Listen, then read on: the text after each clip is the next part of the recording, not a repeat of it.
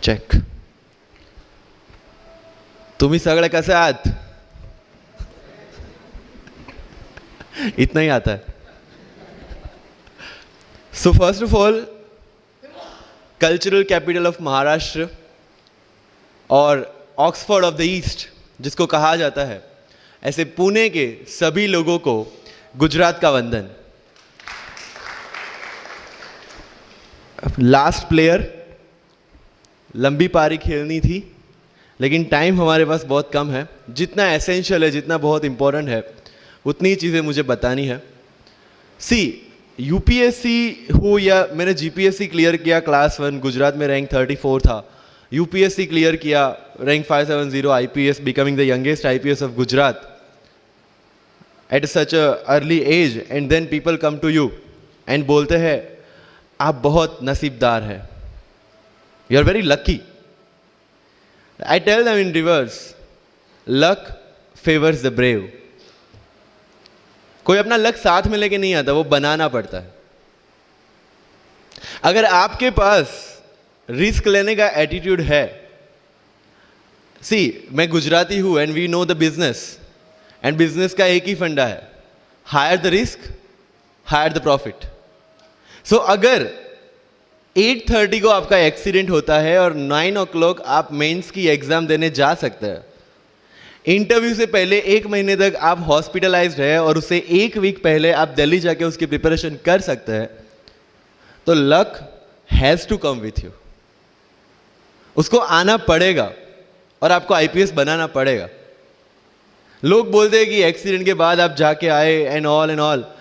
तो the simple था कि मैं एग्जाम के लिए निकला, मेंस मेरा था, सुबह GS3 का पेपर था. 8:30 को मेरा स्कूटी स्लिप हो गया, मेरा लिगामेंट इंजरी हो गया, लेफ्ट हैंड में इंजरी था, सीट से ब्लीडिंग हो रहा था. लेकिन मेरे पास 2 ऑप्शन थे. मैं खड़ा हुआ, मैंने देखा, okay my right hand is safe, and I decided I will go to the exam hall and write the exam. मेरे पास 2 ही ऑप्शन थे. या तो मैं वहां से उठ के रोने लगूं, यार मेरे साथ ही ऐसा क्यों हुआ, मेरा एक्सीडेंट हो गया, मेरा मेंस खराब हो गया, और हॉस्पिटल जाओ. या दूसरा ऑप्शन था कि मैं देखूं कि मैं 3 घंटे और सर्वाइव कर सकता हूं. हाँ, कर सकता हूं. मैं मेंस के लिए एग्जाम हॉल में गया. ये जितने भी फोटोग्राफ्स लगे हैं, सर ने जैसे बताया कि जितने भी इंसान सक्सेसफुल हुए, अगर आप उसकी लाइफ स्टोरी देखेंगे तो कहीं ना कहीं एक मोमेंट आता है जहां पे वो इंसान की जो स्ट्रगल है वो पीक पे हो जाते हैं. वो इस मोमेंट पे आपको डिसाइड करना है कि आपको वहां से यू टर्न लेना है या आपको वहां से आगे निकलना है. इन सब लोगों ने डिसाइड किया कि उनको वहां से आगे निकलना है. एंड दैट इज द फंडा ऑफ लाइफ. सक्सेस उन्हीं को मिलता है जो इस स्ट्रगल वाले मोमेंट से आगे निकलने की सोचते हैं. जब भी आपको लगे कि आपके सिर पे बहुत मुसीबत है, जब भी आपको लगे कि आप हर तरह से गिर चुके हैं, जब भी आपको लगे कि आपके पास कोई ऑप्शन नहीं है, तब एक चीज आप अपने दिमाग में लाइएगा कि यही मोमेंट है जहां से आपकी तकदीर बदलने वाली है.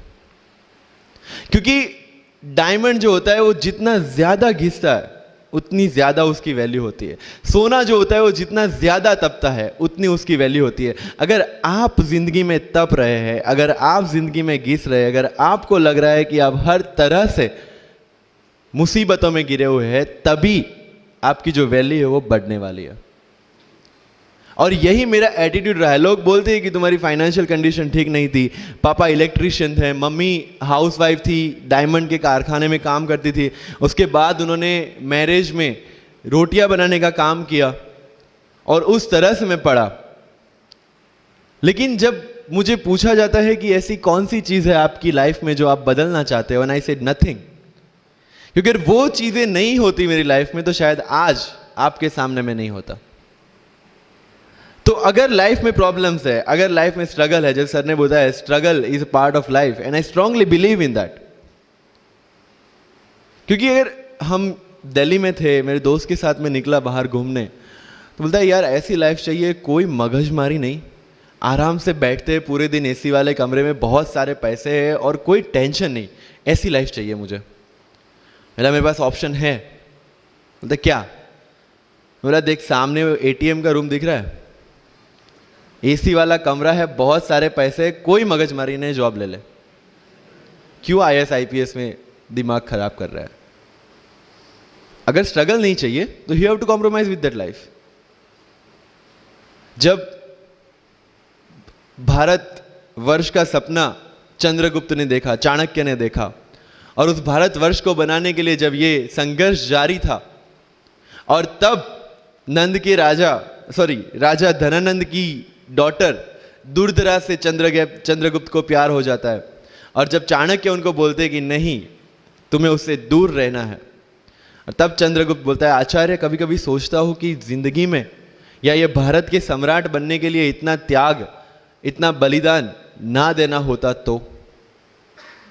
और तब चाणक्य रिप्लाई करते हैं, तो हर कोई भारत का सम्राट होता। This is the fundamental rule of life. अगर आईएएस बनने के लिए, आईपीएस बनने के लिए सैक्रिफाइस करना नहीं पड़ेगा, अगर उसके लिए आपको त्याग नहीं करना पड़ेगा, तो आज पूरे इंडिया में हर घर में आपको आईएएस आईपीएस मिल जाएंगे। So when you are entering into this game of UPSC और MPSC, make sure that you have to sacrifice anything which will take you to your goal. लेकिन प्रॉब्लम ये है कि हमें टेंशन होती है, यार दोस्त की एंगेजमेंट है, उसकी बर्थडे पार्टी है, उसकी शादी है, अटेंड नहीं करूंगा तो बोलेगा मैं तेरी शादी में नहीं आऊंगा, एंड ऑल। लेकिन बिलीव मी, जब आप आईएएस बन जाओगे, वो सामने से याद दिलाएगा, भाई इनविटेशन कार्ड नहीं भेजा तूने। समझ रहे हो? तो जो कुछ भी इसके लिए सेक्रीफाइस कर रहे हो, वो जब आप उस पोस्ट पे पहुंचोगे, सब कुछ वर्थ है, सब कुछ। मेरा इंटरव्यू था यूपीएससी का, मुझे एग्जैक्ट डेट याद है, 23 मार्च को मेरा इंटरव्यू था। 20 फरवरी को मुझे हॉस्पिटल में एडमिट किया गया क्योंकि मुझे इन्फेक्शन हो गया था बॉडी में, एंड बहुत हाई फीवर था, तो आईवी के अलावा कोई ऑप्शन नहीं था। 1 मार्च को ठीक होके मैंने सोचा चलो दिल्ली निकलते हैं। 2 मार्च को मैं दिल्ली पहुंचा। 3 मार्च को वापस से टॉन्सिलाइटिस का अटैक होने की वजह से फ्लाइट लेके वापस से पालनपुर, अहमदाबाद, अगेन हॉस्पिटलाइजेशन। 15 मार्च को I got relieved from the hospital. 16 मार्च को मैं दिल्ली पहुंचा, और 23 मार्च को I gave my UPSC interview. तो 1 महीने का हॉस्पिटलाइजेशन। उसके बाद जब दिमाग में ये था कि मेरे साथ जो लोग इंटरव्यू दे रहे हैं वो 1 महीने से प्रिपरेशन कर रहे हैं, एंड 1 महीने से मैं हॉस्पिटल में था, again I thought this is the moment to prove yourself. I went to the interview, और पूरे इंडिया में 2nd highest marks in interview. This is not to say कि मैंने कितना अचीवमेंट लिया, this is just to say UPSC is all about this. मैंने कोई preparation नहीं की थी यूपीएससी के लिए, इंटरव्यू के लिए, but again I scored good marks in interview, because UPSC सिर्फ आपका नॉलेज चेक नहीं करता। Make it very clear in your mind. जैसे सर ने बोला, it's a game of wisdom. आपको पहले ऑफिसर बनना पड़ेगा यहां से। यूपीएससी का काम तो सिर्फ थप्पा लगाना है कि हाँ ये ऑफिसर बन गया। जितने भी आईएएस आईपीएस ऑफिसर्स को आप मिलोगे, you will realise this thing कि ऑफिसर वाली क्वालिटीज इसमें पहले से है। आप जब प्रिपरेशन स्टार्ट करते हैं तभी से समझ लीजिए कि आपकी आईएएस और आईपीएस की ट्रेनिंग भी स्टार्ट हो गई। बिकॉज जो क्वालिटीज आपको चाहिए as an officer, as an IAS, as an IPS, क्या क्वालिटीज चाहिए? फर्स्ट ऑफ ऑल कॉन्फिडेंस, कि जब आप उस सीट पे बैठते हैं, आपके सामने कोई भी क्वेश्चन आएगा, you will be able to handle the issue. ये कॉन्फिडेंस लेके आपको उस सीट पे बैठना है। यही कॉन्फिडेंस चाहिए when you start the preparation. Decision making, अगर हर एक टॉपिक पे आप हर एक कोई को पूछने जाते हैं, भाई इसमें कौन सी बुक पढूं, इसमें क्या पढूं, इसमें क्या करूं, then you are not suitable for this exam. लोग बोलते हैं कि 1 साल में प्रिपरेशन, जैसे मैंने जून 2016 में मैं दिल्ली गया, और जून 2017 में मैं अपियर हुआ, and I clear UPSC and GPSC. People से कि सर 1 साल की मेहनत में आपने एग्जाम क्लियर कर दिया। यस, टेबल और चेयर पे बैठ के करने वाली मेहनत 1 साल की थी, लेकिन उसके पीछे की मेंटल प्रिपरेशन कितनी पुरानी थी। जब मैं प्राइमरी स्कूल में था तब सोचा था कि आईएएस बनना है, और तब से मेरी जो जर्नी है, तब से मेरा जो टेम्परामेंट है, तब से मेरा जो एटीट्यूड है, वो इसी डायरेक्शन में था। जब कॉलेज में था तब मैंने एनजीओ स्टार्ट किया, 3 एनजीओ से मैं जुड़ा था। जब लोग सोशल मीडिया, व्हाट्सएप और फेसबुक पे बिजी थे, मैं वहां स्लम में जाके बच्चों को पढ़ा रहा था। क्यों? क्योंकि मुझे पता था कि फ्यूचर में यही काम करना है, क्यों ना अभी से उसकी ट्रेनिंग ले लो। So I have invested my each and every moment for this goal.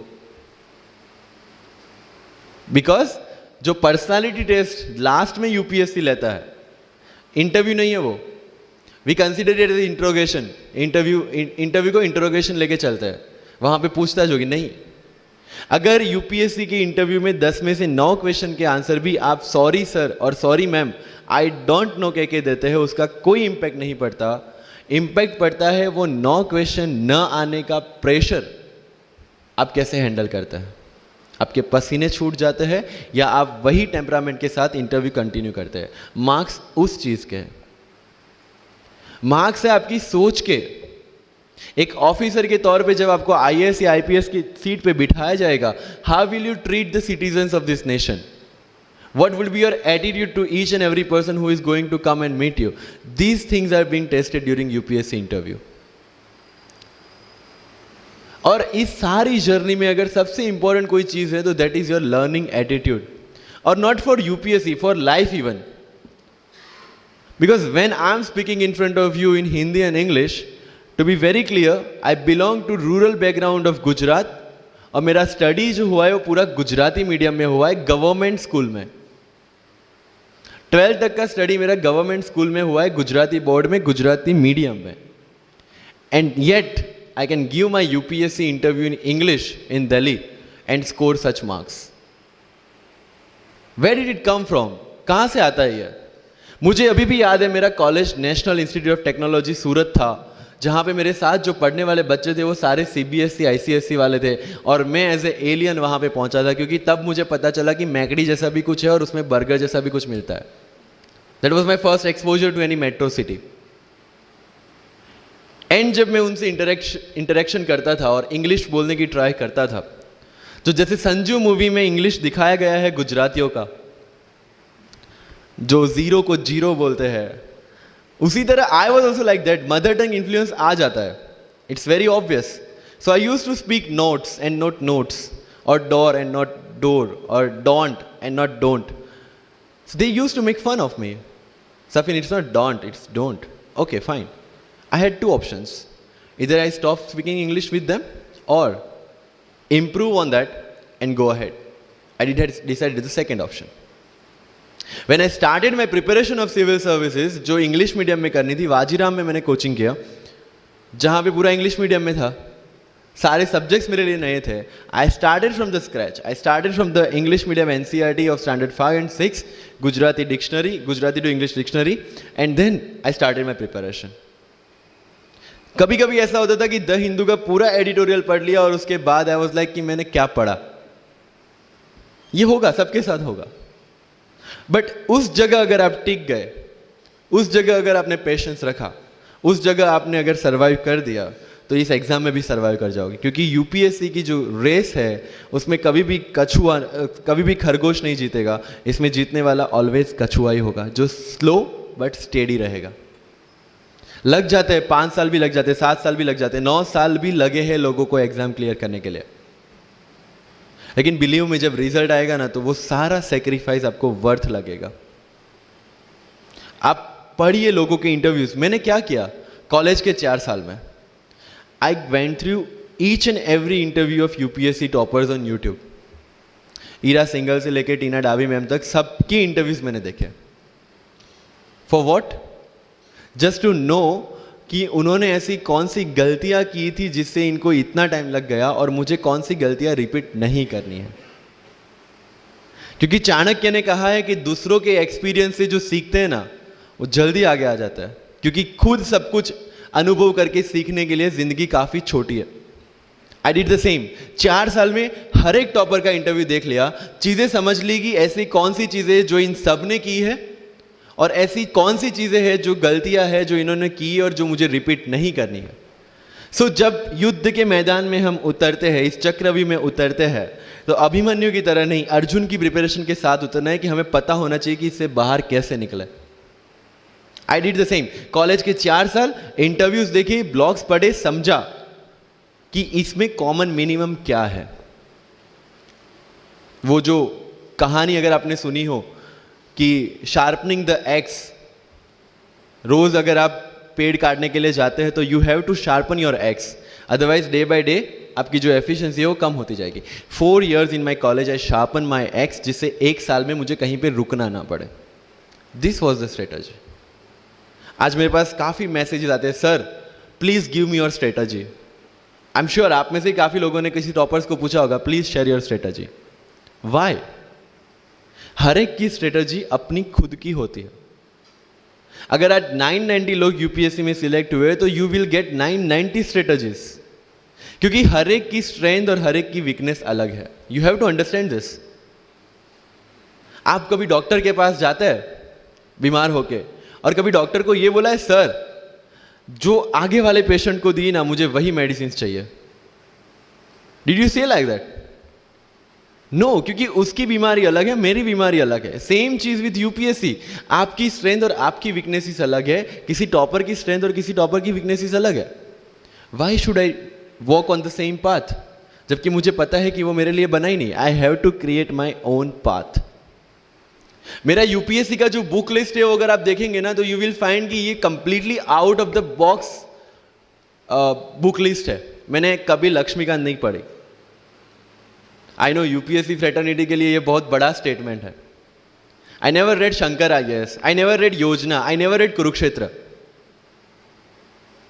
I didn't do writing practice for mains. मैंने मेंस में GS2, GS3, GS4 का एक एक पेपर, एक ऐसे और ऑप्शनल का एक एक पेपर लिखा है। That's all about my writing practice, because I knew what are my strength and what are my weaknesses. Mains में 3 चीजें होती है, handwriting, speed and content. When I was so sure about my handwriting and my speed, why should I waste my time on writing the papers? Instead of that, I focused on improving my content. Getting my point? So if you are the aspirant की जिसको लगता है कि 3 घंटे में मेरे से paper finish नहीं होता, then go for writing practice. Then write as much as you can because you need that. But किसी टॉपर ने 50 पेपर लिखे हैं, 3 टेस्ट सीरीज ज्वाइन किया है, इसलिए मुझे भी करना पड़ेगा। No, that is not the rule in UPSC. किसी ने ये टेस्ट सीरीज ज्वाइन की, मैं वहां चला गया, किसी ने वो टेस्ट सीरीज की, मैं वहां चला गया। No, you have to create your own path and this was the biggest part of my UPSC preparation. सुनो सबकी, करो मन की। This is applicability of your mind, क्योंकि आपकी स्ट्रेंथ, आपकी वीकनेस आपसे ज्यादा अच्छा कोई नहीं जानता। आपके पेरेंट्स भी नहीं, आपका सबसे क्लोज टीचर भी नहीं। आपको 3 बार चीजें पढ़ के समझ में आती है, किसी को 5 बार पढ़ के समझ में आती है, किसी को 1 बार समझ में आ जाती है। But I want follow the same path जो आगे लोगों ने फॉलो किया है, वो मेरे लिए बना ही नहीं है। I have create my own path.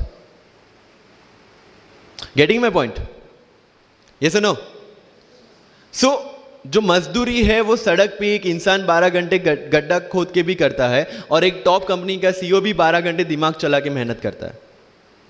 लेकिन how he is different from that person on the road? Because he uses his mind. In UPSC we are suppose to do the same. मुझे पता चला कि भाई लक्ष्मीकांत मेरी मेंस की requirement fulfil नहीं करता, प्रीलिम्स जैसे सर ने बताया was not into consideration. I know कि उसमें सिर्फ एक ब्रिज क्रॉस करना है, एक हर्डल क्रॉस करना है।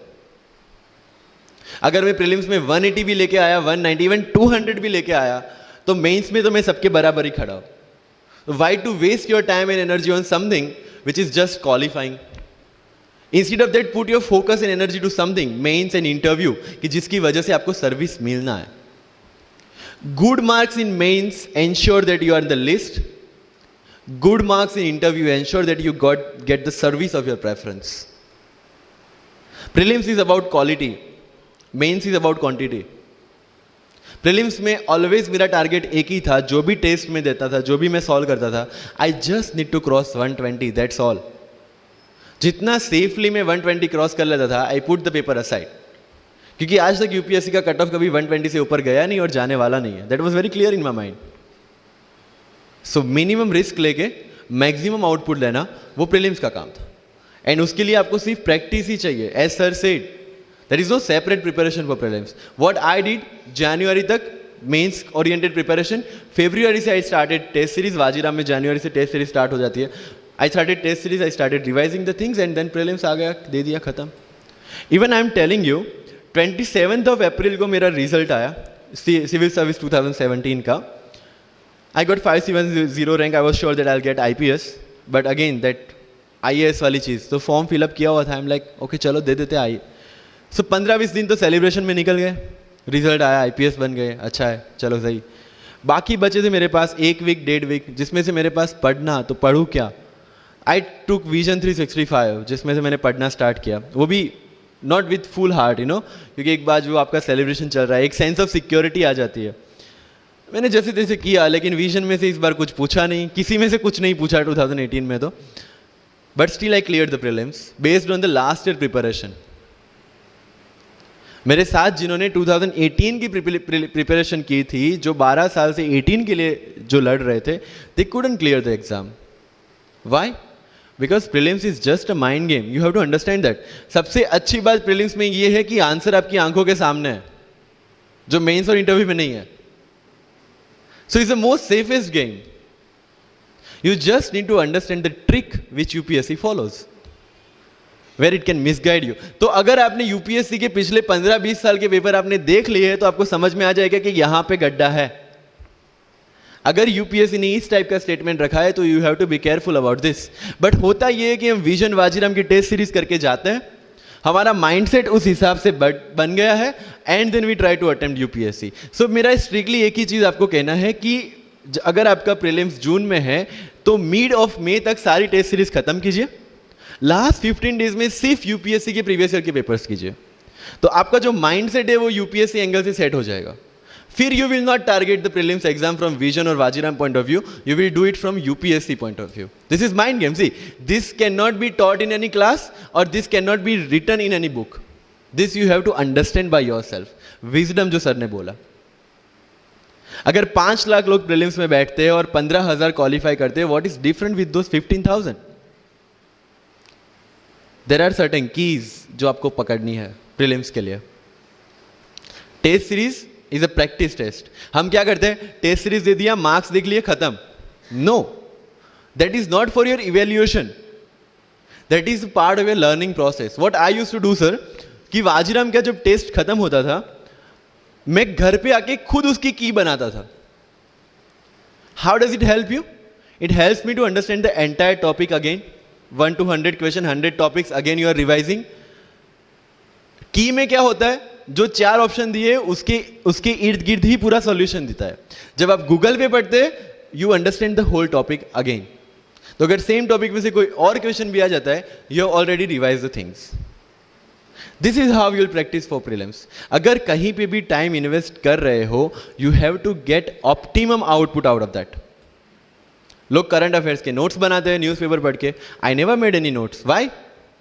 जब कोचिंग क्लासेस इतना पैसा दे के उनके लोगों को बिठा के न्यूज़पेपर में से, पीआईबी में से, पीआरएस में इतना अच्छा मंथली मैगजीन प्रिपेयर करते हैं, what's the need for me to write down the same thing again in my notes?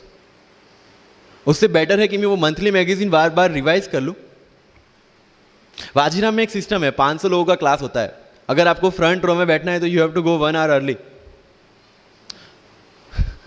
सो मैं 1 घंटे पहले जाता था, लेकिन 1 घंटे पहले जाके लोग वहां क्या करते थे, they started discussing the things जिनके बारे में उनको खुद को पता नहीं होता। What I used to do, putting on my headphone, taking the monthly magazine and going through the sections 1 by 1। 1 साल मंथली मैगजीन को 1 घंटे वहां बैठ के ही रिवाइज किया है, no extra time for that. और इसी हिसाब से प्रीलिम्स के पहले मेरे मंथली मैगजीन 5 बार रिवाइज हो चुके थे। That give you the confidence to go for the prelims exam. Revision, हर बार क्या होता है, प्रीलिम्स में जाते हैं, एक क्वेश्चन देखा, 2 ऑप्शन पता है, 2 ऑप्शन नहीं पता है, होता है यूपीएससी में, इट्स वेरी कॉमन। 2 ऑप्शन पता है, that means you have read that topic. 2 option नहीं पता, that means you lack clarity on that topic. ये डिलेमा वाले क्वेश्चंस जितने कम, आइदर आपको आता है और नहीं आता है, दैट्स ऑल। जितने ज्यादा क्वेश्चंस में डिलेमा, उतना आपका रिवीजन ज्यादा चाहिए, उतनी आपकी क्लैरिटी कम है। This is simple test for checking out कि आपकी प्रिपरेशन कहां तक पहुंची है। जब भी टेस्ट लेके बैठो, टॉपिक है, अगर पढ़ा हुआ है तो यू मस्ट नो एवरीथिंग, अगर नहीं पढ़ा है, that's not the issue. See, you just need to score 60% और 70% in prelims, same thing 50% in mains. So there is no one who can clear the 100% syllabus of UPSC. आज तक UPSC, GPSC दोनों first attempt में clear करने के बाद भी, if I am asked something from medieval India, I don't know anything, पढ़ा ही नहीं, मैंने स्किप कर दिया। मुझे पता है कि अगर 2 क्वेश्चन पूछते हैं प्रीलिम्स में, why to invest such a time on that, instead of मैं पॉलिटी और इकोनॉमी का रिवीजन ना करूं जिसमें से श्योर क्वेश्चन आने, या फिर मैं इकोनॉमी और एनवायरमेंट ना पढ़ूं जिसमें से 15-20 क्वेश्चन श्योरली आने हैं। Why to waste some time on something which is very uncertain in exam. And believe me, जब मैंने मेडिवल छोड़ा, मैं सर के पास गया था, ही माइट नॉट रिमेंबर, लेकिन मुझे याद है, मैं बोला सर मेडिवल पढ़ूं? बोलते क्वेश्चन पूछते तो नहीं है मेडिवल में, लेकिन मैं ये नहीं कहूंगा कि तुम मेडिवल मत पढ़ो, क्वेश्चन आ गए तो। एंड आई अंडरस्टूड, सर समझदार को इशारा काफी है। I left the portion and 2017 के प्रीलिम्स में एक भी क्वेश्चन मेडिवल से नहीं है। अब इसको आप लक बोलोगे, बट ये लक तब बना जब मैंने कोई डिसीजन लिया।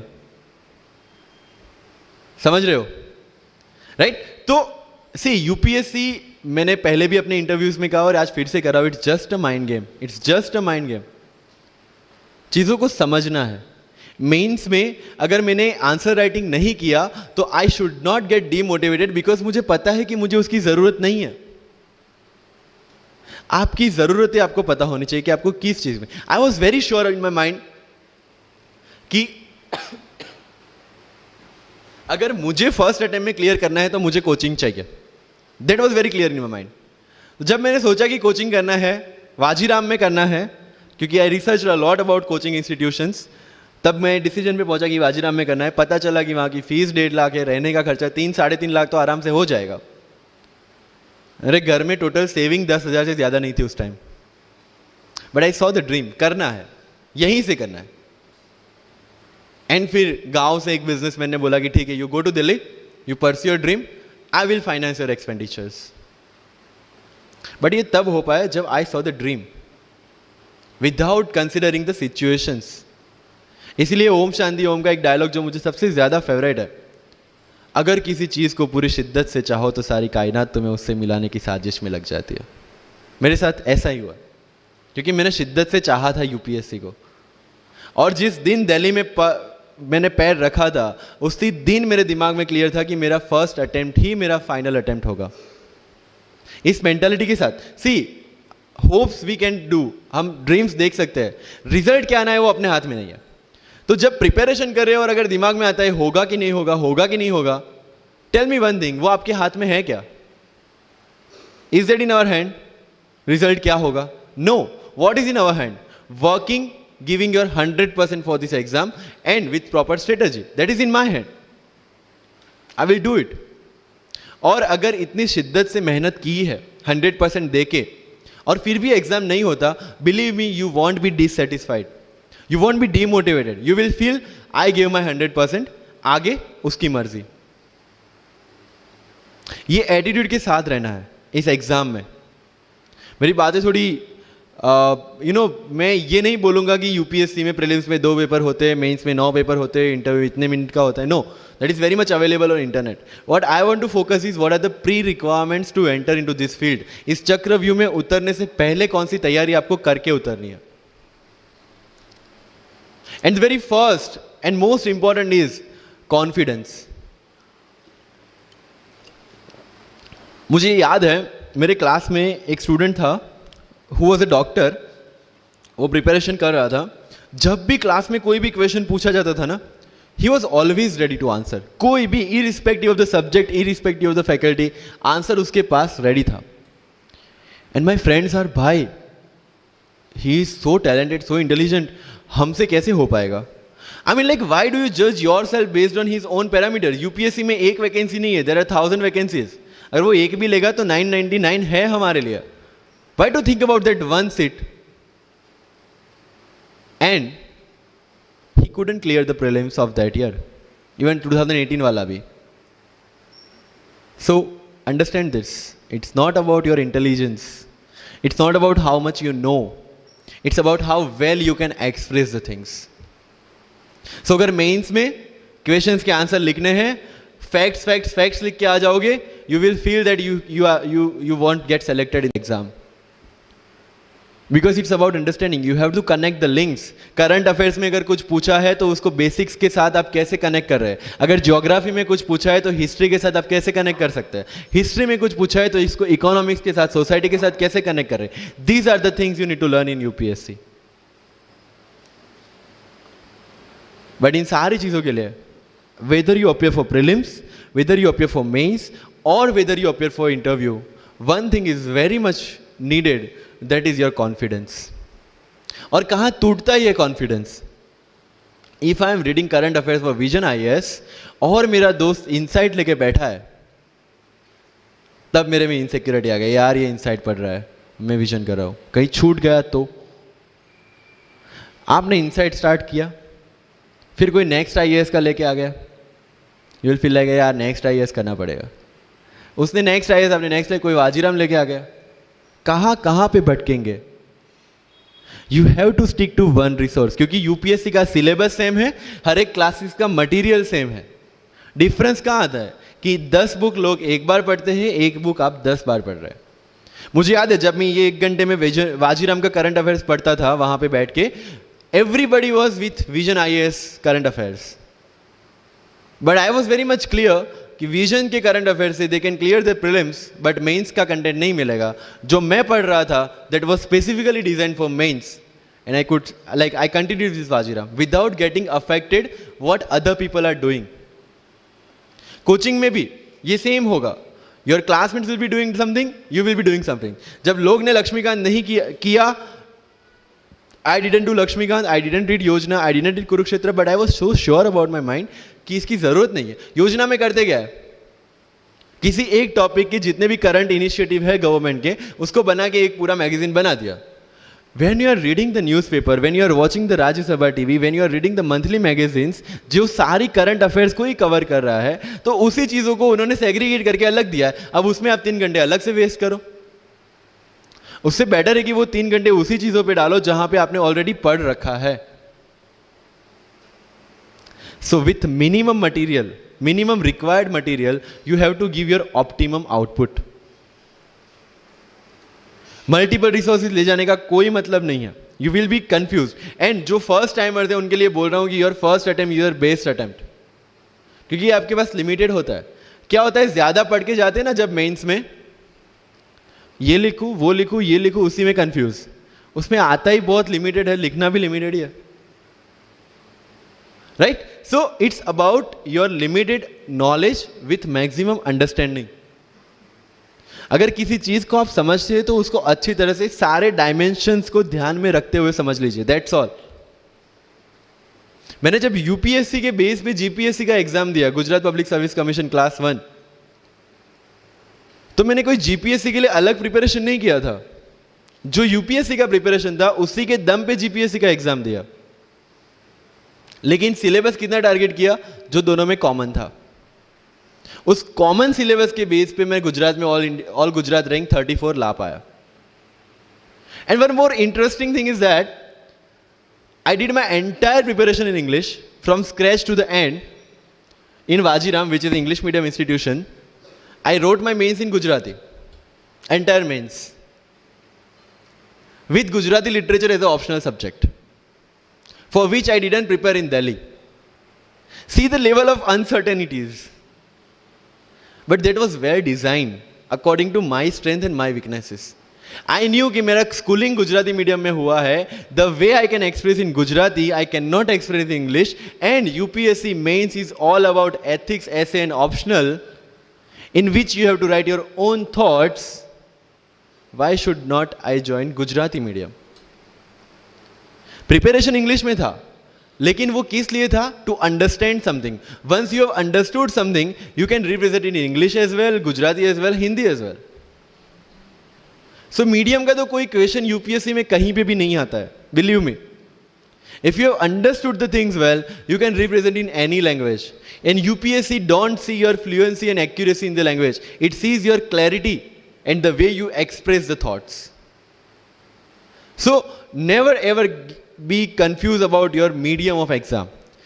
Choose the medium जहां पे आपको लगता है कि आप अपना 100% दे सकते हैं. और अगर फिर भी confusion है, take a essay topic write down one essay in Marathi और हिंदी और whichever language you are confuse with, and write the same topic in English, get it evaluated by yourself only and see where you have given your 100% and optimum output. That is your language which you can choose for the mains. That's all. UPSC में interview English में दे या हिंदी में दे, जिस language में आप अच्छे से clarify कर सकते उसी लैंग्वेज में देना है. That's all. सर कितने घंटे पढ़े? One test. रात को जब सोने जाते हो अपने आप से पूछो कि आज के दिन में कितना टाइम वेस्ट किया. वो वेस्ट होता टाइम जब कम होता दिखे, समझ लेना कि you are on the right track. Never ever go with the quantitative parameters. 2 chapter खत्म करने हैं, 5 चैप्टर खत्म करने हैं, 15 घंटे पढ़ना है. No, it's very mechanical. You have to be very careful about these things. And one very, very clear thing which the classmates of mine have done the mistake, never go for any shortcut. It will never help you in UPSC. लोग क्या करेंगे? Monthly magazine पढ़ेंगे through out the preparation, और फिर last 2 महीने में they will take 365. जब पढ़ा है और उसी में से वो मटेरियल बना है, तो जो चीजें पढ़ी है उसी को बार बार रिवाइज करने का क्यों हम नहीं सोचते? When you will read one thing for 5 times, 6 times, believe me, you will get the thorough understanding of that particular topic. But अगर सेम टॉपिक को आप किसी और बुक में से पढ़ेंगे ना, you will have to start from the scratch. क्योंकि माइंड की मेमोरी जो जिस हिसाब से काम करती है, आपको उस हिसाब से काम लेना है उसके पास से. I have never asked any senior about sir इसके लिए कौन सी बुक पढ़े, इसके लिए क्या करें. हाँ, अगर कहीं डीमोटिवेट होते हैं, कहीं आपको मोटिवेशन की जरूरत पड़ती है, कहीं आपके नेगेटिव मार्क्स कम ज़्यादा हो रहे हैं या फिर प्रीलिम्स में आपका स्कोर कम है, you can definitely ask them कि मेरी मिस्टेक कहाँ पे हो रही है. बट रिक्वायरमेंट हमारी अलग है, तो ज़रूरतें हमारी अलग है, तो सोर्सेज भी हमारे अलग होंगे. तो मुझे जब लगा, एंड मेरी पूरी preparation mains and interview oriented ही थी, प्रीलिम्स के ओरिएंटेड मैंने कुछ नहीं पढ़ा. I never read India year book as well, क्योंकि पता है इंडिया ईयर बुक में होता क्या है? करंट अफेयर्स का updation. We are reading current affairs monthly magazine, जो लोग हर जगह से उठा के बनाते हैं. Why to waste your time and energy on something which is a repetition of the same thing? So you have to be very smart in your approach.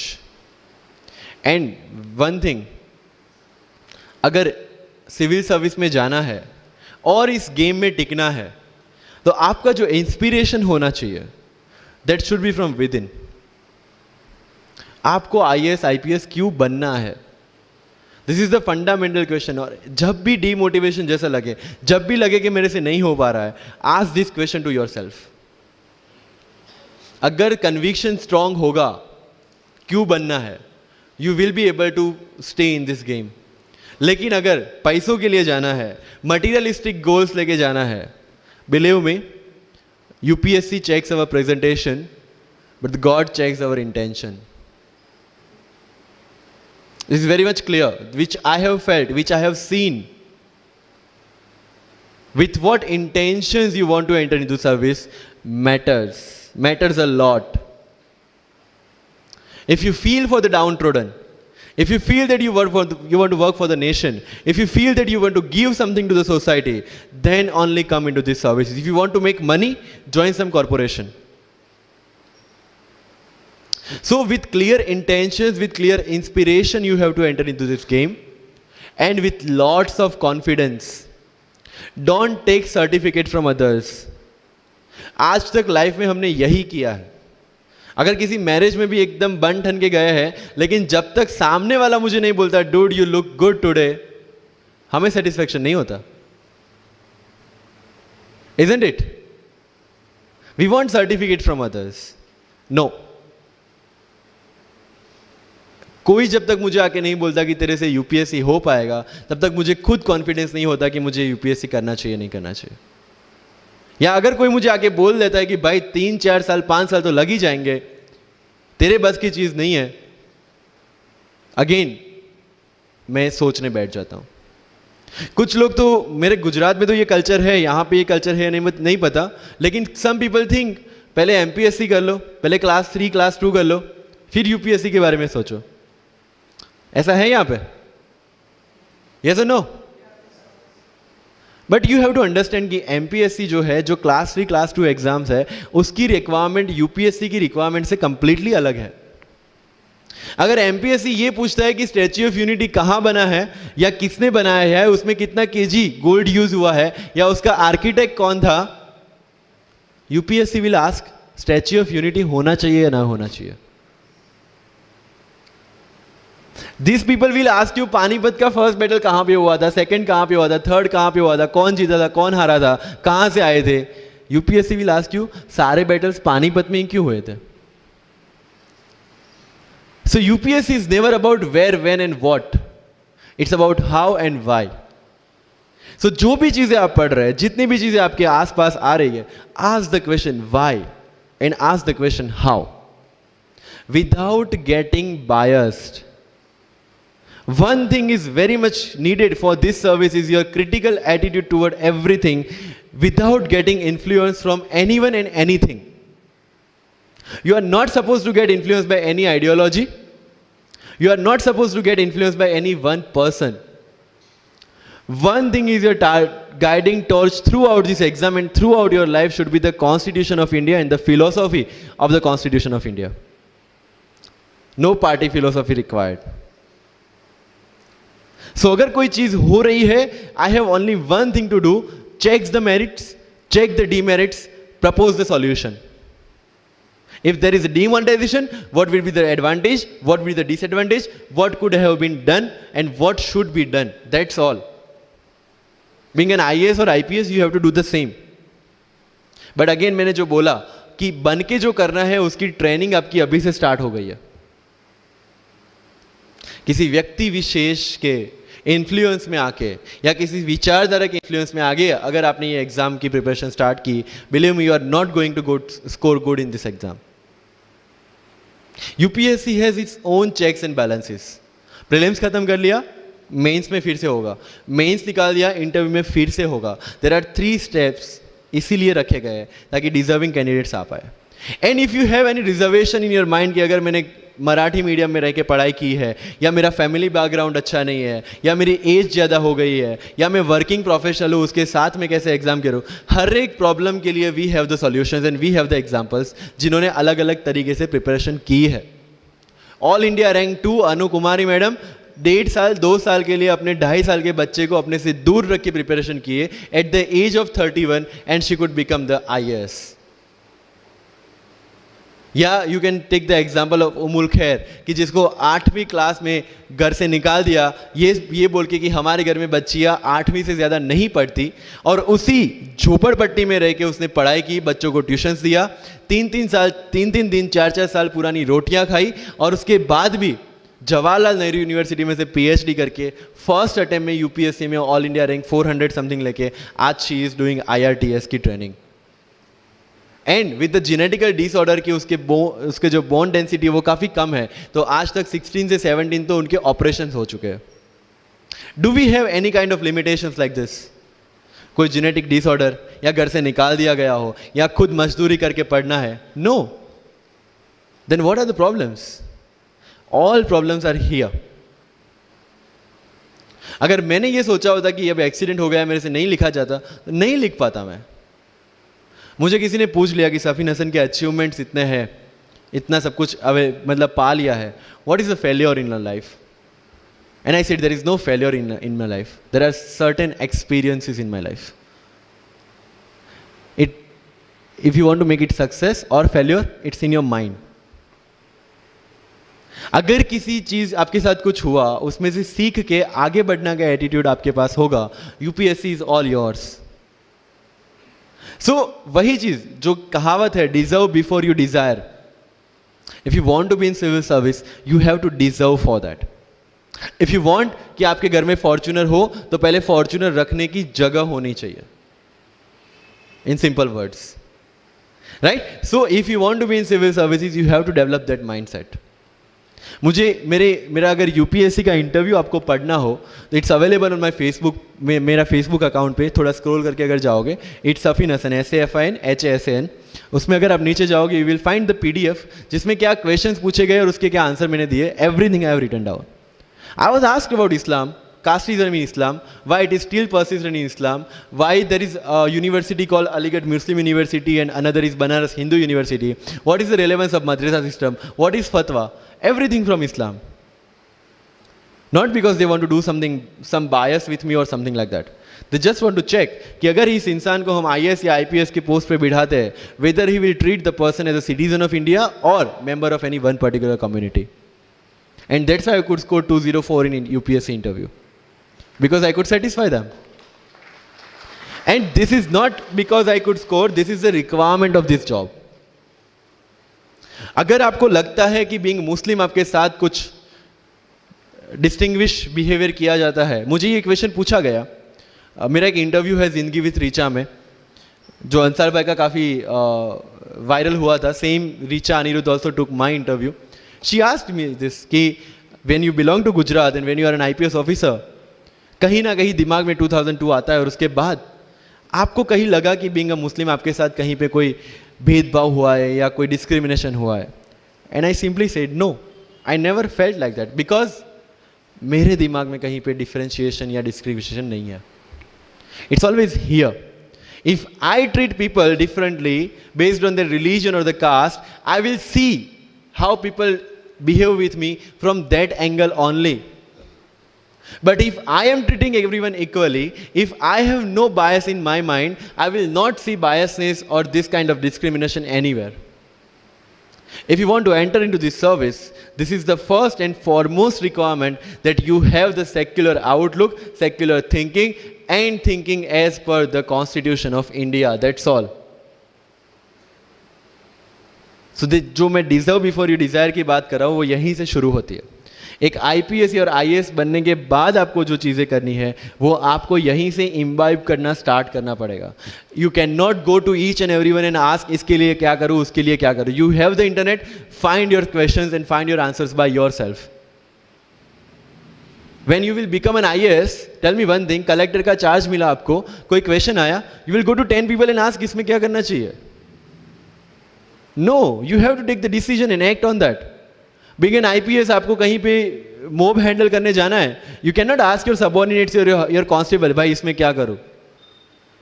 You have to take decision. That decision making starts from here. मैं Laxmikant पढ़ूँ, DD Basu पढ़ूँ, Subhash Kashyap पढ़ूँ या किसी coaching के notes पढ़ूँ, you have to decide by your self according to your requirement. मैं the Hindu पढ़ूँ या Indian express पढ़ूँ, मुझे जो चीज़ें ज़्यादा समझ में आती है, I read that thing. News तो सेम ही है, राइट? मुझे जो चीज़ें समझ में आती है और UPSC का जो रिक्वायरमेंट है, ये दोनों चीज़ें मुझे ध्यान में रखनी है. So with this 50 minutes of कथा, I will take 5 to 6 question from your side. But last but not the least जो मुझे बताना है, and not for UPSC GPSC, for the entire life, कि जितने भी कंप्लेंट्स आपकी लाइफ में है, मैं यहाँ से आता हूँ, मेरे पेरेंट्स ये करते हैं, मैं वो करता हूँ, मेरा इंग्लिश अच्छा नहीं है, मेरा मैथ्स अच्छा नहीं है, ये सारे हमने अपने आप को दिए हुए एक्सक्यूजेस है.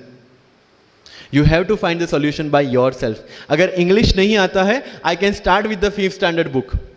और 5th स्टैंडर्ड बुक से भी शुरुआत करने में अगर मुझे अपना ईगो बीच में आ रहा है, then I can not learn it at any stage of my life. Start with the 5th standard book, start listening English, start speaking English. अगर बोलने में शर्म आती है, अपने मोहल्ले के किसी 3-4 बच्चों को जो 1st 2nd स्टैंडर्ड में, उनको उठाओ और उनके साथ बातें करो. उनको वैसे भी समझ में नहीं आ और अपने को वैसे भी पता है अपन क्या बोल रहे हैं. Getting my point? तो अगर वहां पे भी अगर ईगो बीच में आ रहा है, start doing like this, start speaking. मैं 11th-12th में था, मुझे पता था मेरा इंग्लिश कैसा है, फिर भी आई यूज टू स्पीक इंग्लिश, क्योंकि मुझे पता है सामने वाले को तो वैसे भी समझ में नहीं आ रहा है. अगर किसी मूवी में इंग्लिश डायलॉग सुन लिया, पूरा दिन मेरे दिन, मतलब जहां पे भी कोई भी बात करूंगा, मैं वहां पे वो डायलॉग घुसाऊंगा. This attitude should be there. अगर आज हिस्ट्री में से या NCERT में से 5 ऐसी चीजें आपने नहीं सीखी है, try to think upon that, try to ponder over that. ये मराठा साम्राज्य वाली जो नोट्स दी थी, try to make the summary out of it, कि कोई भी एडमिनिस्ट्रेशन को अगर टिकना है तो क्या क्या जरूरी है, किसी एम्पायर को अगर बनना है तो क्या क्या जरूरी है, कहां पे उन्होंने मिस्टेक की. They should have focused on the consolidation rather than expansion. They focused on the expansion rather than consolidation, and that is where they made the mistake. Till the time of Akbar, it was same, but later on, that consolidation comes into picture. UPSC में भी same है. Consolidate for your rod and then go for the expansion. अगर NCERT पढ़ी है तो उसको consolidate करोगे, इसमें से क्या निकला, then go for the Bipin Chandra advance books. Getting my point? So अगर आपको भी आपका यूपीएससी का एम्पायर मजबूत बनाना है, then go for the consolidation first and then go for the expansion. तो लाइफ में जो मैं कंप्लेनिंग एटीट्यूड की बात कर रहा था, वो कंप्लेनिंग एटीट्यूड आपको कहीं पे भी नहीं ले जाएगा। You have to put all your complaints aside, start preparation. क्योंकि आज तक दुनिया ये मानती थी कि एक भी शब्द बिना बोले हम अपनी बात एक्सप्रेस नहीं कर सकते। तब हमारे साथ थे चार्ली चैपलिन, जिन्होंने एक भी शब्द बिना बोले सारी दुनिया को एंटरटेन किया। आज भी दुनिया जब ये मानती है कि सिर्फ औरतें अच्छा खाना बना सकती है, हमारे सामने संजीव कपूर, जिन्होंने पूरी दुनिया को भारत का स्वाद चखाया। आज भी अगर दुनिया ये मानती है कि अकेले इंसान से कुछ नहीं हो सकता, हमारे सामने महात्मा गांधी, जो अकेले चले थे और पूरा देश उनके पीछे चला था। आज भी दुनिया अगर ये मानती है कि धनवान बनने के लिए धनवान घर में पैदा होना जरूरी है, हमारे सामने धीरूभाई अंबानी, जिन्होंने पूरी दुनिया को एक सपना दिखाया, कर लो दुनिया मुट्ठी में। और आज रिलायंस इंडस्ट्री वर्ल्ड की और इंडिया की सबसे बड़ी इंडस्ट्री है। आज भी दुनिया अगर ये मानती है कि हम कम एज, ज्यादा एज में कुछ नहीं कर सकते, हमारे सामने अमिताभ बच्चन, जो आज भी एक साल में 3 ब्लॉकबस्टर मूवीज देते हैं। अगर आप ये मानते हैं कि सिविल सर्विस में आने के लिए आपका बैकग्राउंड होना जरूरी है, आपके सामने Shahrukh Khan without any background आज भी बॉलीवुड का बादशाह है। अगर आज तक दुनिया ये मानती थी कि हम सिर्फ धरती पे रहने के लिए बने हैं, हमारे सामने नील आर्मस्ट्रॉन्ग, जो चंद्र पे जाके आए। आज तक हम ये जानते हैं कि हम क्या है, हम क्या बन सकते हैं, ये जानने का टाइम शुरू होता है अब। Thank you so much.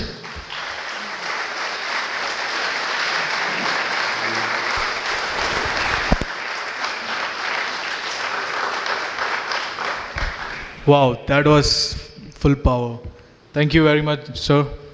So, yeah, so I would request all my volunteers to come around, and also we would like to present some Thanksgiving memento to our beloved guests.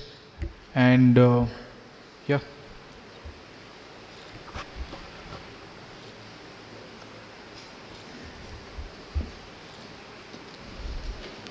Also, after this, we would like to open our podium for a question answer round. And just to also let you guys know that when we guys exit, so our volunteers would be standing at the exit gates. So just remove your registration form from the thing that has been provided, fill it up, and while exiting, give it to them. And also we have provided some tea and coffee at the exit, so you can have that.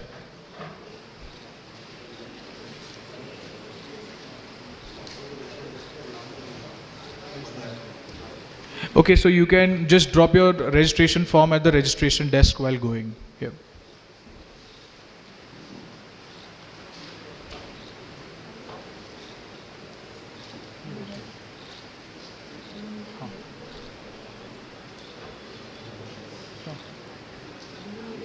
Okay, so we open the podium for question answers.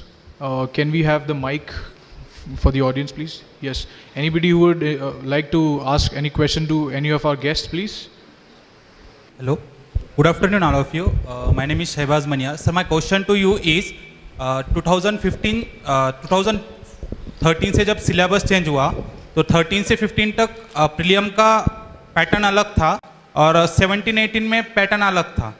तो sir, आपका जो attempt है दोनों भी, वो 17 और 18 के हैं। तो आपने पहले इसका अटेम्प्ट ना देते हुए ये दोनों से कोप अप कैसे किया प्रीलिम्स? मतलब सडन चेंज था पैटर्न में, तो और आपने दोनों भी प्रीलिम्स क्लियर किए हैं। तो सर, प्रीलिम्स के ऊपर थोड़ा सा एनलाइटन कीजिए। Thank you. 16 और 17 और 18 का प्रीलिम्स का पेपर पैटर्न अलग था, लेकिन वन थिंग इज दैट कि वो सबके लिए अलग था। जो 4 साल से प्रिपरेशन करी है उनके लिए भी, और जो फर्स्ट टाइमर है उनके लिए भी। So you have to make one thing very clear कि जो अनसर्टेनिटी है, that is part of UPSC. It's unpredictable public service commission.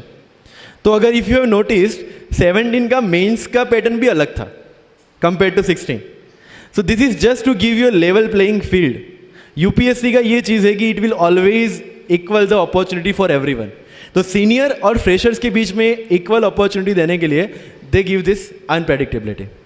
One thing make sure, 17 का पेपर पैटर्न अलग था, 18 का तो कंप्लीटली अलग था, 19 का वी डोंट नो कि कैसा होगा. So your preparation should never get changed. आपका जो ट्रैक है जिसमें आप स्टैटिक की प्रिपरेशन कर रहे हैं और करंट अफेयर्स की प्रिपरेशन कर रहे हैं, जिस हिसाब से कर रहे हैं, follow the same, because everybody is doing the same and whatever the change will be there in UPSC will be equal for all.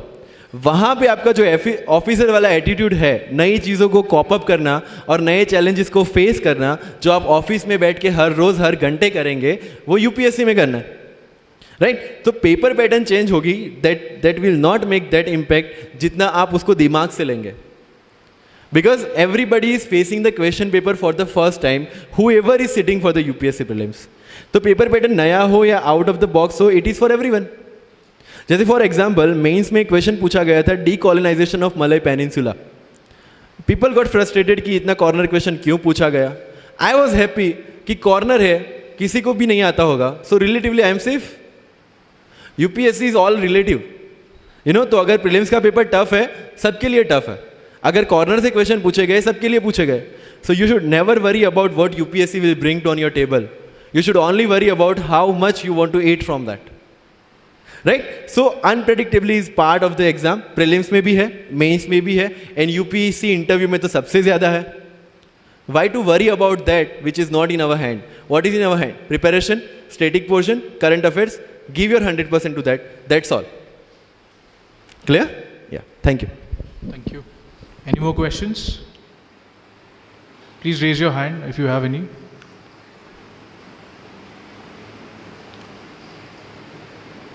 All right. Thank you very much.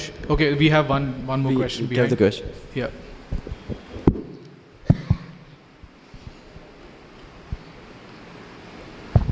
Good afternoon. And congratulations Mr. Safin, what you have achieved in your life.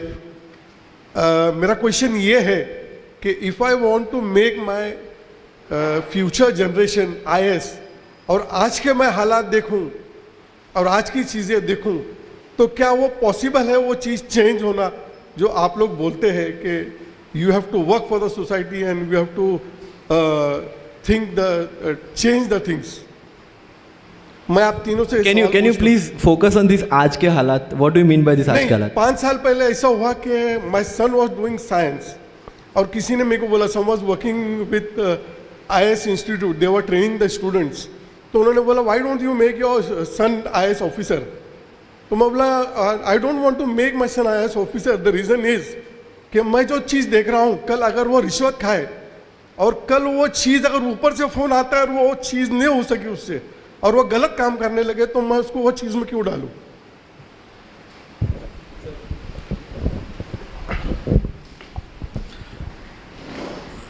Sir पहले तो मैं कहूँगा कि आपने कहा कि आज के हालात, सर हालात हमेशा ऐसे ही रहे हैं.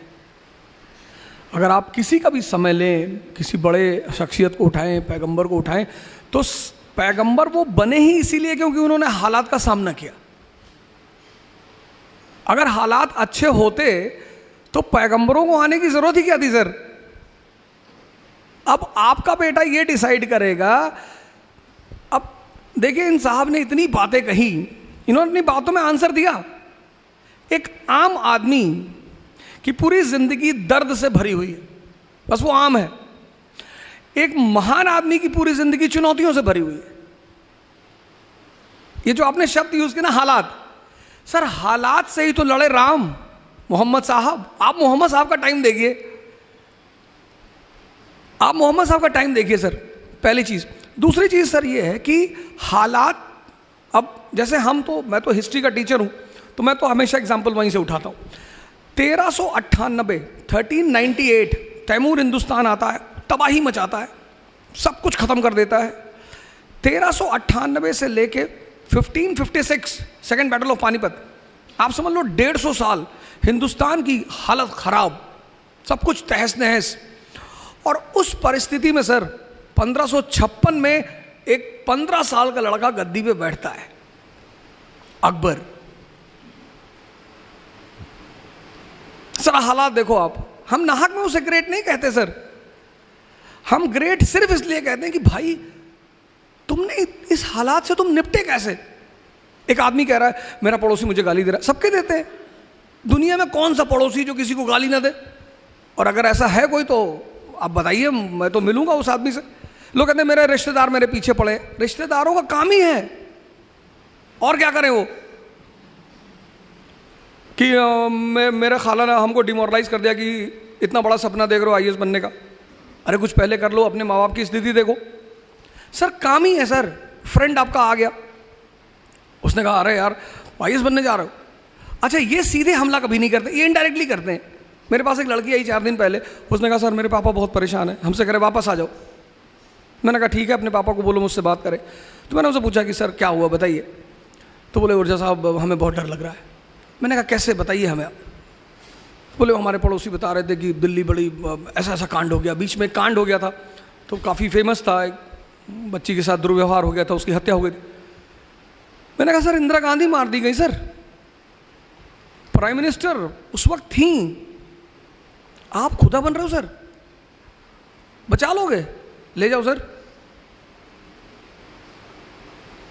हिस्ट्री ने जिसको भी ग्रेट कहा सर, 51 साल की कैरियर में उस आदमी ने तौहीद इलाही, आज मैं तो यूपी का हूँ, इलाहाबाद का नाम बदल गया, प्रयागराज हो गया, लेकिन कभी अगर मेरी मुलाकात हमारे ऑनरेबल सीएम से होगी तो मैं उनसे बोलूँगा सर इलाहाबाद का नाम तो उसने कभी चेंज ही नहीं किया सर, उसने चेंज ही नहीं किया सर। प्रयाग आज भी वहाँ मौजूद है। प्रयाग स्टेशन, आप कभी इलाहाबाद जाएंगे तो आप देखेंगे वहाँ 2 स्टेशन है, एक इलाहाबाद स्टेशन है, एक प्रयाग स्टेशन है। तो प्रयाग तो वहाँ आज भी है sir. Allahabad is a meeting ground. जैसे मैंने आगरा के बारे में आपको बताया, तो इलाहाबाद में 2 नदियाँ आके मिलती हैं, यमुना और गंगा। तो आप पूरी नॉर्दर्न इंडिया उस नदी से कवर कर सकते हो। तो वो बेसिकली एक मिलिट्री बेस है सर। आप कभी इलाहाबाद जाओगे तो आप देखोगे गंगा के किनारे वो किला बना हुआ है, आर्मी स्टेशन है। उसने सर पहली बार हिंदुस्तान में, दूसरी बार, पहली बार हर्षवर्धन ने कराया, उसने सारे संतों की मीटिंग कराई सर। ये जो आज आप कुंभ देखने जा रहे हो, इसकी शुरुआत हर्षवर्धन ने की। तो सर टैलेंट ही इसी चीज़ का है। मालिक ने हमें तोहफा दिया, मैंने आपसे कहा मन, तो वो कहता है कि अब ये दे दिया। 1453 मुसलमान दुनिया की ऊंचाई पे, स्पेन, चाइना सी, कैस्पियन, हिंदुस्तान, यहूदी ज़मीन पे। सर आज आप देखो यहूदी दुनिया में ऊंचाई पे, मुसलमान ज़मीन पे। क्योंकि एक चीज़ मिस कर गए वो, कि हमें समय को समझना है सर। यही तो टैलेंट है, यही तो हिस्ट्री मुर्दों को क्यों छेड़ेगी। उमर साहब थे खैलिफ, आप देखो पुराने जितने भी कैलिफों, आप जो आज अमेरिका में डिपार्टमेंट है रॉकफेलर, वो कहाँ से आया सर? बगदाद से। उस डिपार्टमेंट को किसने बनाया था? कैलिफ अल हारून ने। उस डिपार्टमेंट का नाम था बैतुल हिकमत। दुनिया के सारे विद्वानों को बगदाद बुलाया जाता था। मैंने तो मास्टर ब्लास्टर सचिन का नाम सुना, आज मैंने मास्टर ब्लास्टर सैफिन को देखा सर। आपके सामने इतना बड़ा एग्जाम्पल बैठा हुआ है सर। यही तो आपने अपने बेटे को गलत मना किया सर।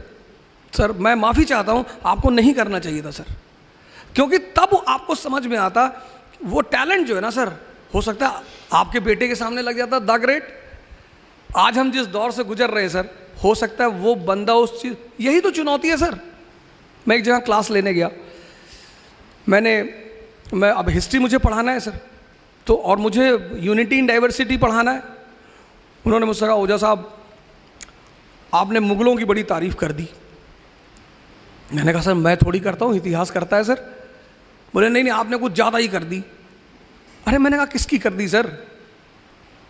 मुगल मेडिवल इंडिया हमारा, एक कम्युनल दंगा नहीं हुआ सर। एक क्लास में 100 से ज़्यादा लोग बैठे, मुझे एक दंगा बता दो जब मध्य मेडिवल इंडिया में कोई दंगा हुआ ही नहीं सर। इल्तुतमिश, मौलानाओं का एक डेलीगेशन उससे मिलने के लिए आता है। इम्प्लीमेंट डेथ और इस्लाम इन हिंदुस्तान, उसका गुरु है कुतुबुद्दीन बख्तियार काकी। आप दिल्ली जाओगे तो देखोगे कुतुब मीनार, वो उसी की है, काकी साहब के नाम पे है। सूफी आदमी कुतुबुद्दीन ऐबक मिलने गया काकी से, कहा कि सर ये हमारे जो धार्मिक लीडर हैं ये ऐसा ऐसा कह रहे हैं। उसने पूछा कि ये जो क्राउन रखे हो सर पे कितने का? कहा 5 करोड़ का। कहा ठीक। और मौलाना साहब बोले 10 रुपये का। तो एक कांस्टेबल भी कैप पहनता है, एक सब इंस्पेक्टर भी पहनता है, एसपीसीटी भी पहनता है, लेकिन हर कैप की एक वैल्यू है सर। वो वैल्यू उसकी थॉट प्रोसेस को डिफाइन करती है। संत अलग है सर, उनको बीच में मत लाइएगा, वो तो कुछ नहीं पहनते। उसने कहा तो तू 5 करोड़ के हिसाब से सोच, 98% नॉन मुस्लिम, हम 2%, हम इन पे शासन कर रहे हैं। क्यों? क्योंकि ये डिवाइडेड है, ये ब्राह्मण क्षत्रिय वैश्य, ये एक दूसरे को देखना नहीं चाहते। यही हमारी ताकत है। अगर तुमने इनके धर्म पे हाथ रखा, ये 98 एक हो जाएंगे, और अगर ये 98 एक हो गए, मैं तो कन्वर्ट हो जाऊंगा। मैं तो यूनिटी ऑफ गॉड में बिलीव करता हूं। सर दास था वो स्लेव, इल्तुतमिश का जीवन स्लेव से शुरू हुआ सर। उसकी बेटी, 50 बेटे थे सर, 50। ग्वालियर में बीमार हो गया वो। उसने अपने बेटों को खत लिखा कि आओ मेरी मदद करो। कोई नहीं गया कि मान लो अब्बा वहां मर गए तो यहां दूसरा भाई कब्जा कर लेगा। उसकी बेटी गई सर, रजिया। उसने कमांड ली अपने हाथ में, ग्वालियर के राजा को हराया सर, ग्वालियर पे कब्जा किया। उसने ग्वालियर में अपनी बेटी का राज्याभिषेक कर दिया। 13वीं शताब्दी का मुसलमान। उसने ग्वालियर में, उसने कहा मेरे बाद मेरी बेटी। नहीं सर, ये मास्टर ब्लास्टर हमारा आपसे अभी आपने शायद सुना नहीं इसको कायदे से। इसने कहा आपको दूसरों को नहीं सुनना सर, आप अपने बेटे को सर फिर से भेजिए, हो सकता है वो भारत को दूसरा अकबर मिल जाए। आज तो सर हमें ऐसे ही लोगों की जरूरत है ना सर। मैंने क्लास में कहा, शुरुआत में जब बोल रहा था, मैंने कहा सच सैफिन से मेरा एक अलग लगाव है। सोच, सोच पढ़ने से कुछ नहीं होता। तोतों को भी सिखाते राम राम, पर कोई तोता आज तक अरहत हुआ नहीं हुआ। मालिक की सबसे बड़ी गिफ्ट यही है सर। तो मैं माफ़ी चाहता हूं, लेकिन मैं चाहूंगा कि आप अपने साहबजादे से कहें कि आप जो करना चाहें आप करें। दुनिया कुछ नहीं कर पाएगी सर। मैंने तैफ का एग्जाम्पल दिया था क्लास में। आज दुनिया का दूसरी जो सबसे बड़ी पॉपुलेशन है वो मोहम्मद साहब की फॉलोवर है सर। चुनौतियों से जो लड़े वो हीरो, और चुनौतियों को जो दर्द कहे वो आम आदमी।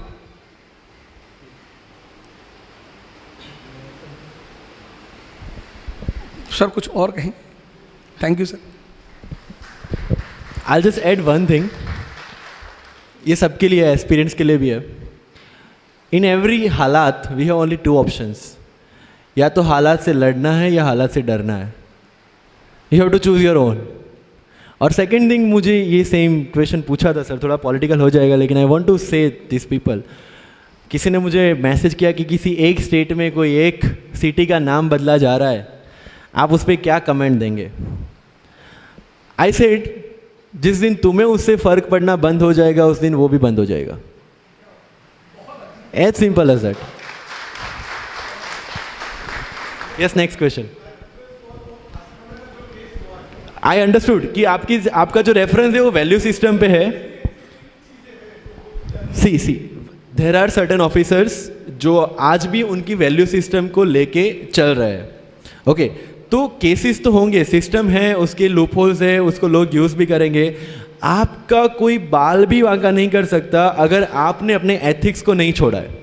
Article 311 of the Constitution gives the highest level of security to any civil servant working in government of India or state government. लेकिन अगर आपकी किसी जगह पे कोई प्रॉब्लम है जो उनके हाथ में आ गया, then you can be played with. So if you are very much clear about your role, your job, your duty, and you are aware कि आपको कहाँ पे क्या डिसीजन लेना है, nobody can interfere in your life. This is very clear.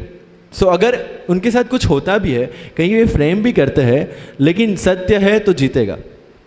These are some values which can never be modified और replaced. Yes, thank you. Yes, next. Good afternoon everyone. Sir this is Anoop. मेरा सवाल ओझा sir से है। Actually sir presently my age is 28 years and I am working in banking, so it is quite hectic, I mean from 10 to 7. So sir, do you think that I can prepare for UPSC, because I have only 2 attempts left and also I can't leave the job, so sir please guide us. Base कैसा है तुम्हारा? Base car चलाना जानते? No sir. Bike? Bike yes. Cycle? Yes. तो अब जब cycle चलाते चलाते कभी कभी मोबाइल चेक कर लेते हो कि नहीं? हाँ या ना बताओ, दो में से जो भी ऑप्शन है तुम्हारा। जैसे साइकिल चला रहे हो, तुम्हारा कॉन्फिडेंस है साइकिल पे, और तुम साइकिल चला रहे हो और फोन आ गया, तुम देखो जैसे जो लोग कार चला रहे हैं। Yes, we do, sir. हाँ, you do, generally we do it कि when we develop a command on certain things. एक अटेम्प्ट में निकाला, तुम्हारे पास 2 है। तुमने अभी कहा कि तुम्हारे पास 2 है, अब कैसे? अब देखो कितनी, मतलब वो सारी बातें वो कहा ही, इन्होंने कहा कि एक तो फाउंडेशन, मैंने शुरू में, आपने शायद गौर नहीं किया, मैंने ये कहा कि आईएएस का एग्जाम बहुत इजी है। मैंने आप लोगों से क्वेश्चन पूछा था, मैंने कहा इस क्वेश्चन पे मैं आपको इनाम दूंगा। आप में से अभी तक किसी ने जवाब नहीं दिया कि सिंधिया ने होलकर से ही दुश्मनी क्यों की, और ना आप में से किसी ने पूछा। मैं बताता हूं, और इनाम का क्वेश्चन है सर। हाँ जी बताएं।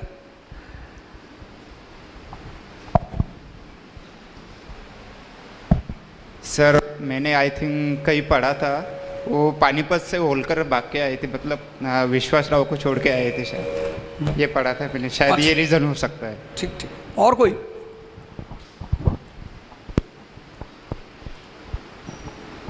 अब देखिए, यही सोचने की बात है।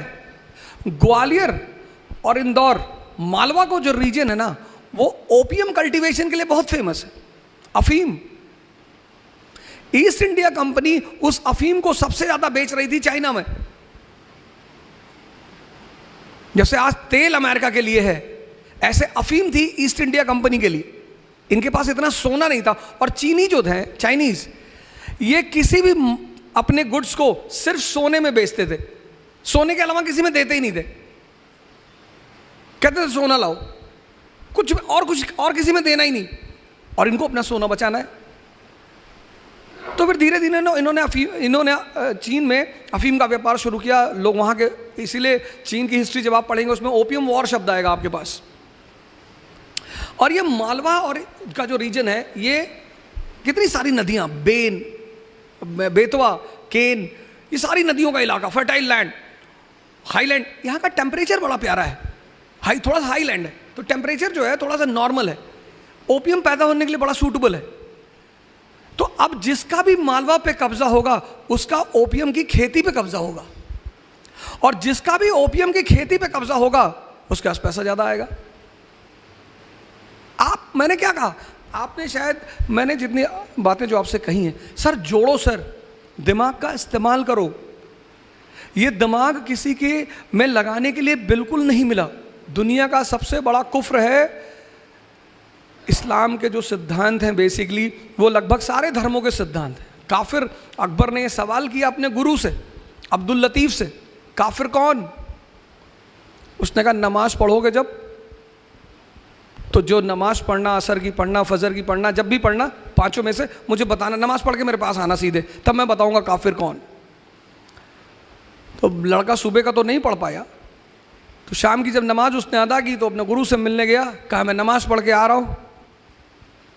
बोले कायदे से पढ़ी? बोले हाँ।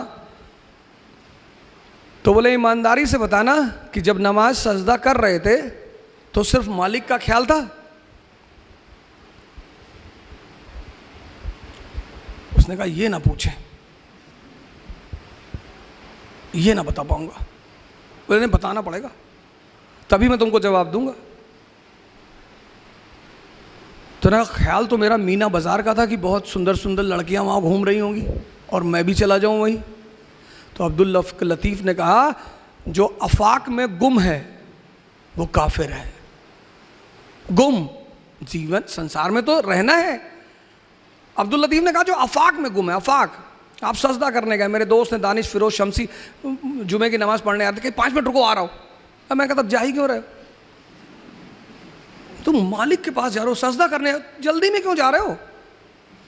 हम प्रधानमंत्री से मिलने गए, अब मैं निकलूंगा उसकी ही मर्जी से, क्योंकि वो मालिक है देश का। मैं उससे ये थोड़ी कर सकता हूँ मैं जा रहा हूँ भाई साहब, हम क्या बैठे हो, मारा बैठ, मास्टर कहाँ जा रहा है? जब तुम मालिक से मिलने जा रहे हो, नमाज पढ़ने जा रहे हो, मंदिर जा रहे हो, सर ये देखो 1000 रुपये का फ़ोन लेके चलते हैं, क्योंकि व्हाट्सएप और फेसबुक दुनिया का सबसे बड़ा दुश्मन है।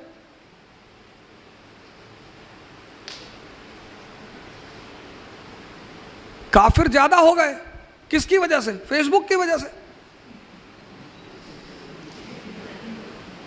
काफिर ज्यादा हो, ये दुनिया में जो आप उथल पुथल देख रहे हो किसकी वजह से? काफिर। काफिर का मतलब क्या? जिसका दिमाग मालिक के साथ भी नहीं एक है। कम से कम आप किसी बड़े आदमी के सामने बैठे तो उसके ऊपर ध्यान लगाइए। आप नमाज पढ़ने के धीरे से मोबाइल निकाल के देख रहे हैं, अगल बगल आप देख रहे, कोई देख तो रहे, उससे क्या फर्क पड़ता है सर? आप देखिए, मेरी वाइफ के पास 1 लाख रुपए का फोन, कहती है अच्छा नहीं लग रहा है। मैंने कहा सवाल अच्छे का नहीं है, सवाल दिमाग का है, बात ही तो करनी है। आपके पास 2 अटेम्प्ट है सर जी। एनसी आप पढ़िए बैंक में, कोई बात नहीं। आप हमें हमारा जो एक प्रोग्राम है, टेस्ट सीरीज का प्रोग्राम है, इकरा शुरू करेगी। वो जो टेस्ट सीरीज हम शुरू करने जा रहे हैं, 60 टेस्ट, 60, 1000 क्वेश्चन पर सब्जेक्ट। हिस्ट्री में 1000, पूरी हिस्ट्री आपको क्लास में रिपीट कराएंगे, ऐसे ही क्वेश्चन देकर डिस्कस कराएंगे। और इन्होंने क्या कहा, जब आप एक क्वेश्चन पढ़ते हैं तो उस क्वेश्चन के चारों तरफ भी देख ही लीजिए। तो हमने इसमें लिखा है बुकलेट में आपने देखा होगा 1:4 का फॉर्मूला। हम एक क्वेश्चन नहीं करेंगे। इन्होंने कहा कि जब आप क्वेश्चन करते हो तो आप की देखते हो, की में तो सिर्फ एक आंसर दिया है ना, तो आप उसके अगल बगल की चीजों से बच गए। हम यहां वही करेंगे, हम उस एक क्वेश्चन पूछेंगे, उसके अगल बगल जितनी भी चीजें। हमने यहां बुद्ध की प्रतिमा लगाई इसलिए नहीं कि हम बुद्धिस्ट हैं, यहां इतने महान लोगों की फोटो लगी हुई है। एक और रख दी हमने। आपने गौर किया, आपने में से किसी ने नहीं पूछा कि साहब ये बताइए आप तीनों में से बुद्धिस्ट कौन है? हमने जानते क्यों लगाई? क्योंकि ये दुनिया का पहला पैगंबर है जो रैशनलिज्म की बात करता है। ये दुनिया का पहला पैगंबर है, रैशनलिज्म। आदमी है, मुझे अल्लाह है कि नहीं है, क्या करोगे जान के? प्रॉब्लम बताओ, मेरे बच्चे की शादी नहीं हो रही, हाँ ये बोलो ना, चले आए। वो है या नहीं है तो एक अलग सवाल है। इतनी बड़ी कायनात, इनामदार साहब इतना बड़ा इंस्टीट्यूट चला रहे, उनको हटा दो, ये चलेगा? तो ये तो सवाल ही नहीं कि हम उस पर चर्चा करें। इनामदार साहब हैं, मालिक है यहाँ के, राजा हैं यहाँ के, चला रहे ना, मैनेजमेंट कर रहे हैं ना, कितना बड़ा काम कर रहे हैं।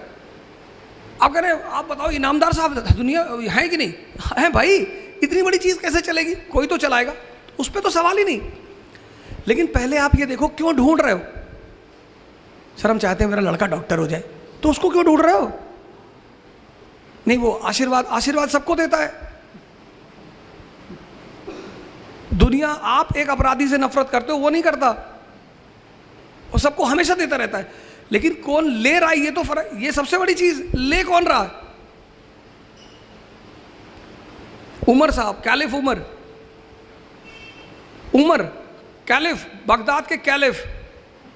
अभी सर ने हमारे कहा आज के हालात, गांव का प्रधान पिजारो से चल रहा है, बोलेरो से चल रहा है, फॉर्च्यूनर से चल रहा है। कैलिफ उमर, बगदाद के कैलिफ, ईद मनाने का पैसा नहीं। अपने खजांची से कहते हैं कि यार कुछ पैसे दे दो, बच्चों के लिए कपड़े ले लूं, अगले महीने की तनख्वाह में वापस कर दूंगा। खजांची और तेज था, उसने कहा लिख के गारंटी दे दो कि अगले महीने जिंदा रहोगे। जब वैसे राजा थे तो लोग खुश थे। और इस देश में हालात बनाए किसने? हमने। डेमोक्रेसी है, we the people of India solemnly resolve. अगर आपको अभी पता चल जाए कि मेरे ऊपर हत्या के 20 केस चल रहे, आप सब उठ के चले आओगे, इस आदमी से कुछ सुनना ही नहीं। आप जब मेरे सामने से उठ के जा रहे हो कि हत्यारा है, हम इससे कुछ नहीं सुनेंगे। सर ऐसे आदमी को संसद में क्यों बिठाते हो?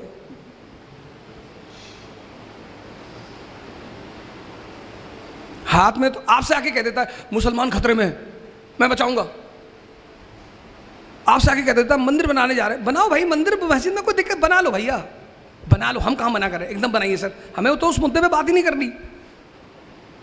लेकिन ये बताओ सर, हमारे बच्चों को नौकरी कैसे दिलाओगे? मंदिर बना लो, नीचे मंदिर बना लो, ऊपर मस्जिद बना लो, फिर ऊपर गिरजा घर बना लो, सब बना लो सर, मेरी ज़मीन पे बना लो सर। लेकिन सर ये बता दो कि हमारे ये जो बच्चा MCA करके बैठा है, 4 साल से नौकरी ढूंढ रहा है, इसको नौकरी कैसे दोगे सर? ये तो आप पूछते नहीं इन नेताओं से। फिर आप कहते हो हालात। अब इस देश के हालात को आप ही लोग बदलोगे, फिर आपकी हिस्ट्री लिखी जाएगी, फिर उसमें से आप में से कोई निकलेगा सैफिन द ग्रेट, समझदार आदमी। तो वो जो हम प्रोग्राम शुरू कर रहे हैं वो सिर्फ इसीलिए कर रहे हैं कि जैसे कोई वीकेंड का प्रोग्राम है, उसका पूरा मोटिव यही है कि हम 4-5 महीने में आपको पूरी चीज़ रिवाइज करा दें, पढ़ा दें और रिवाइज करा दें। तो वो इस इकरा को यहाँ आने का सबसे मेन थी, यहाँ कोचिंगें बहुत हैं, टीचर बहुत हैं और सब अच्छे हैं, ना तो कोई टीचर बुरा होता है ना कोई कोचिंग बुरी होती है। तो साहब आप लोग क्यों आए? हम खेलने नहीं आए सर, और ना खेलने सिखाने आए हैं, हम जीतने का सिद्धांत जानते हैं सर। खिलाड़ी तो यहां बहुत है, कोच यहां बहुत है, हम सर जानते हैं जीतने का फॉर्मूला।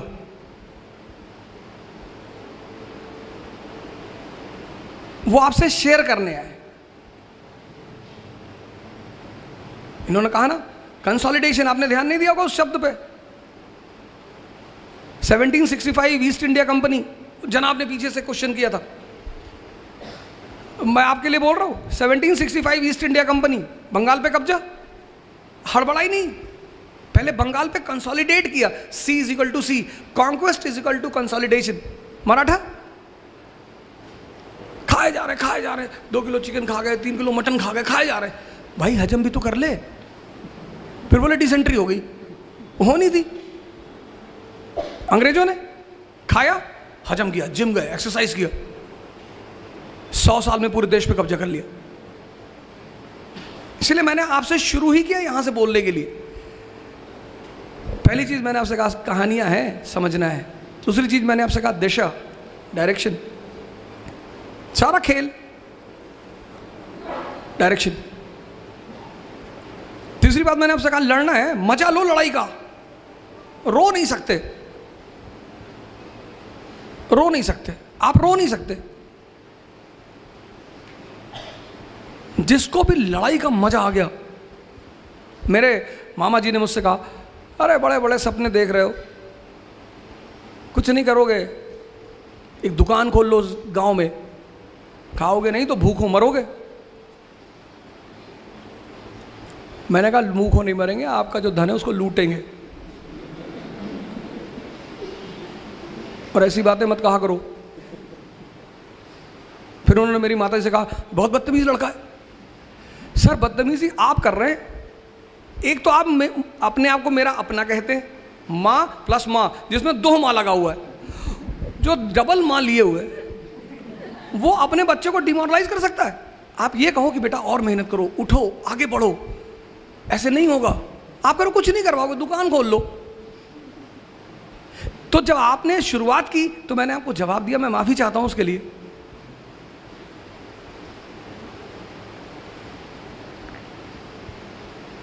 तो पूरा ये खेल है सर, ये सिर्फ एक खेल है। मतलब लास्ट में इन्होंने जो कहा कि अगर आप ये सोचते हैं कि आप गरीब होके पैसा नहीं कमा सकते तो आप धीरू भाई अंबानी को नहीं जानते। क्या बात है, आप क्यों सोचते हैं सर ऐसा? इन्होंने कहा क्या मुसलमानों के साथ डिस्क्रिमिनेशन? ये फैसल साहब खड़े मेरे घर में जाते हैं, मैं अपने घर से बेघर हूँ, मेरे घर में मेरा बर्तन अलग है। अब ब्राह्मण घर में गलती से पैदा हो गया, वो कहीं अफगानिस्तान वगैरह में पैदा होना चाहिए था मुझे, और गोश्त का मैं शौकीन हूँ, तो उन्होंने मेरे बर्तन अलग कर रखे। मेरी माता जी आती चेक करती कि कहीं इसमें ना खा ले। ये कौन सी डिस्क्रिमिनेशन, किस बात की? और जो डिस्क्रिमिनेशन करता है आप पूछिए, सामने बैठे, मैं अपने स्टूडेंटों से कहता हूँ मुझसे 2 बात कभी मत बताना, एक अपना नाम और एक तुम्हारे फादर क्या करते हैं। कुछ भी करते हो मुझे फ़र्क नहीं पड़ता, मेरा काम है सबको हेल्प करना। आपके फादर इस देश के प्रधानमंत्री हैं तो भी मैं करूँगा, आपके फादर चपरासी हैं तो भी मैं करूँगा, क्योंकि ये मेरा काम है। तो आप ठीक है। और फिर लास्ट अंतिम बात, आप जो है एवरेस्ट पे चढ़ने चाहते हो कि वहाँ से चढ़ के ऊंचाई से दुनिया देखेंगे, मज़ा लेंगे, लेकिन सर हर मज़े के साथ एक खतरा है। तो एवरेस्ट में चढ़ने पर एवलॉन्च का खतरा है। आप कह रहे साहब हम खतरा नहीं लेंगे, तो अरावली पे चढ़ जाओ। कौन बोला सपना देखने के लिए आपको? आप सपना भी देखते हो। हमारा काम क्या है, हम ये नहीं कहने आए अरे भैया कोई दर्द नहीं होगा, हम आपको आईएएस बनाने आए, ऐसे उल्टी सीधी बातें हम नहीं करने आए। दर्द होगा, हम पता क्या बताएंगे आपको कि इस दर्द का मजा कैसे लेना है। आपको सब दर्द हो रहा है, हमको उठो और नाचे, बस नाचते नाचते हो जाएगा आपका काम। और यही काम है कोच का, यही काम है कोचिंग का। मैं आप सबको धन्यवाद दूंगा। और लास्टली मैं चाहूँगा कि हमारी एक टीम है पुणे की, इकरा की टीम है, जिन्होंने पिछले 1 महीने में इतनी मदद की। अशरफ साहब हमारे कहाँ बैठे हुए, ये सामने बैठे हुए हैं, आइए। उसके बाद 1 मिनट पहले वो अशरफ साहब मोमेंटो दे दें जी, मोमेंटो दे दें, फिर मैं आपको इनकी अम्मी अब्बू से मिलाना चाहता हूँ कि आप वो आएँ, वो भी आएँ यहाँ पे। फिर मैं चाहता हूँ लास्टली मेरी टीम आ जाए, मैं एक बार आपको मिलाऊँ कि देखिए साहब इन लोगों ने इतनी मेहनत, 24 घंटे से कुछ लोग हैं जो सोए नहीं हैं, उसमें से आराकान एक साहब इधर ये है। तो मोमेंटो आप दे दें, मेरा क्या है मैं तो ले लूँगा।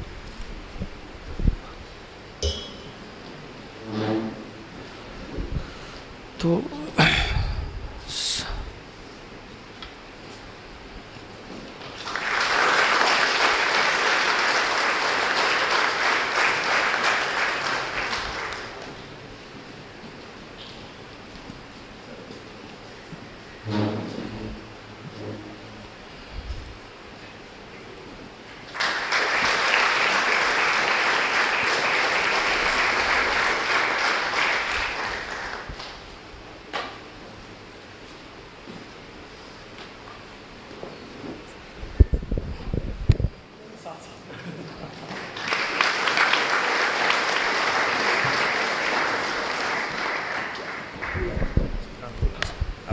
तो मैं चाहता हूं कि सैफिन साहब खुद अपनी अम्मी अब्बू को बुलाएं। यहाँ पे जो पेरेंट्स बैठे हैं उनके लिए एक मैसेज ये है कि अगर मेरी सक्सेस में मेरे मॉम डैड का सबसे बड़ा कंट्रीब्यूशन कोई है, हर एक माँ बाप अपने बेटे बेटियों का भविष्य सुरक्षित करने के लिए मेहनत करता है, अपनी जी जान से मेहनत करता है, लेकिन एक चीज़ उन्होंने जो स्पेशल की वो ये है, they give me the freedom to dream. तुझे जो करना है, जैसे करना है, you do, we are with you. और ये सेंस ऑफ फ्रीडम आप में सेंस ऑफ रिस्पॉन्सिबिलिटी लेके आता है, और वही चीज़ इन्होंने की। अगर उन्होंने कभी मुझे ये नहीं बोला कि तुझे डॉक्टर बनना है, इंजीनियर बनना है, या ये बनना है वो बनना है। जब मैंने उनको बोला कि मुझे ऑफिसर बनना है, yes you go and do it. जब NIT में होने के बावजूद मैंने प्लेसमेंट नहीं लिया, मैं प्लेसमेंट में बैठा ही नहीं एक भी बार, जब रिस्क लिया 1 साल UPSC प्रिपरेशन का, जब घर के हालात ऐसे थे, जब ज़्यादा मजदूरी करनी पड़ती, फिर भी दे नेवर सेड कि okay just go and study, go and get some job जिससे फाइनेंशियल हेल्प हो जाए। No, they said okay you want to do UPSC, just go and do UPSC।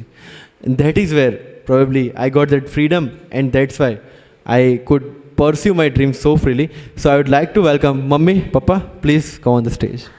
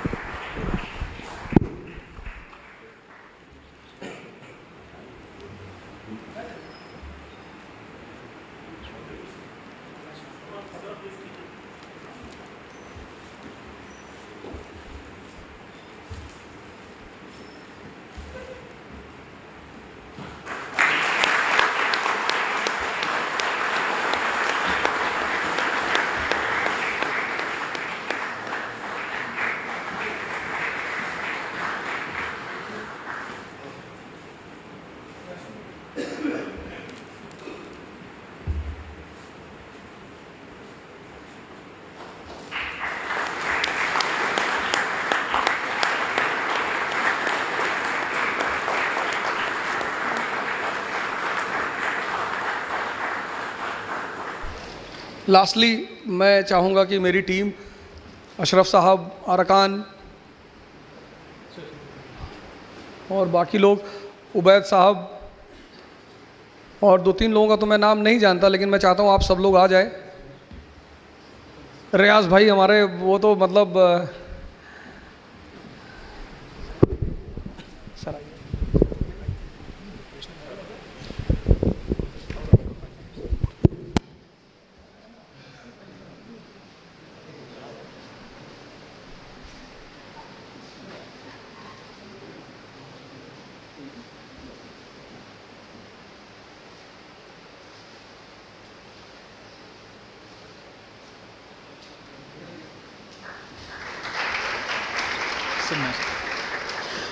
तो मैं लास्टली सबको, पूना के सभी लोगों को बहुत बहुत शुक्रिया कहना चाहता हूँ। आपने बड़ा सहयोग किया और आप आए बैठे इतनी देर, तो thanks a lot. So guys, we end this session with a national anthem. So I request all of you to please stand. Thank you. Jana Gana मन अधिनायक जय हे, भारत भाग्य विधाता। पंजाब सिंधु गुजरात मराठा, द्राविड़ उत्कल बंगा। विंध्य हिमाचल यमुना गंगा, उच्छल जलधि तरंगा। तव शुभ नामे जागे, तव शुभ आशीष मांगे।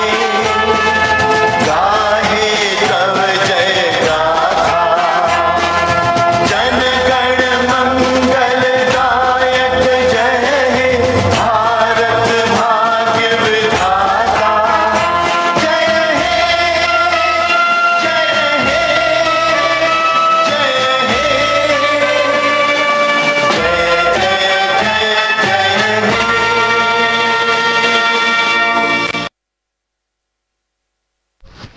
Thank you very much, all of you. So, this seminar for today ends here. And please, I request all of you to please go for refreshments outside and also submit the registration form at the registration desk. Thank you. My name is Upendra Davle. Thank you.